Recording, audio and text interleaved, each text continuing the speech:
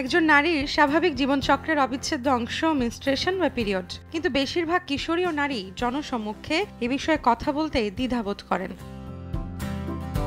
পিরিয়ডকে সমাজে সহজ ও স্বাভাবিক বিষয় হিসেবে প্রতিষ্ঠা করতে ফ্রিডম স্যানিটারি ন্যাপকিন টিম গিয়েছিল দেশের ৪৫টি স্কুলে। আয়োজন করা হয় দেয়াল পত্রিকা উৎসবের, যেখানে ৪,০০০-এর বেশি শিক্ষার্থী অংশ নেয়। এ সময় ৫২,০০০-এর বেশি শিক্ষার্থীর মাঝে বিতরণ করা হয় পিরিয়ড নিয়ে সচেতনতামূলক লিফলেট ও স্যানিটারি ন্যাপকিন।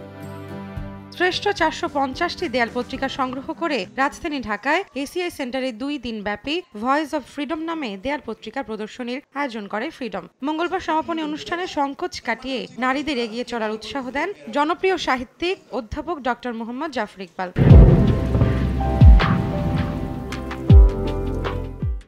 আমি সবাইকে বলতে পারবো, আমাদের দেশের মেয়েরা পিছায় নাই।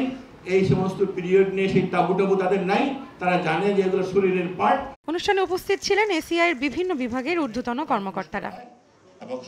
রৌনক নিয়ন্তা, সময় সংবাদ, ঢাকা।